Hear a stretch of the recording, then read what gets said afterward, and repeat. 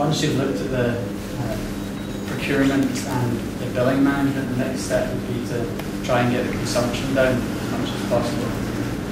The best way to look at your consumption is to gather as much information as possible. You need good data. There are technology advances in terms of meters, and these are the kind of things that you do to collect the meter readings on a half-hourly basis, even if you are a small supply.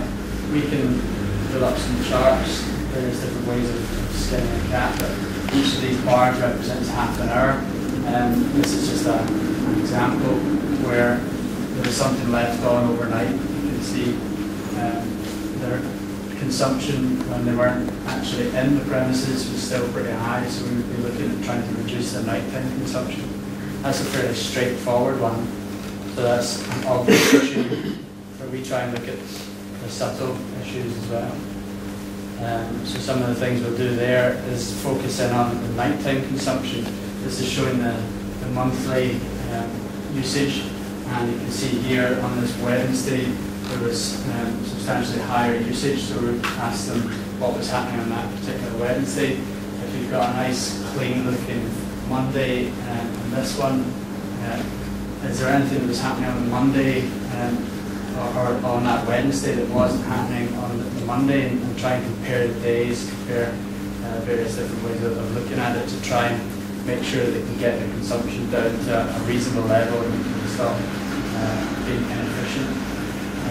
For a hotel client, we compared their consumption against the number of rooms sold and showed them that they really weren't actually using any energy, even though they had fewer people in the hotel at the time. So that sort of opened their eyes. They were thinking, okay, we must put certain things in, like motion sensors on the lights and various different options with the lighting and the heating to try and get the consumption down when the hotels were half full.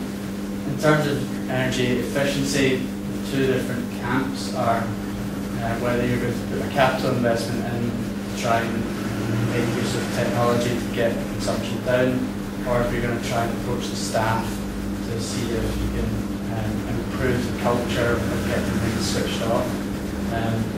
Obviously the cheaper one is the culture, but you can't really expect people to keep on top of it.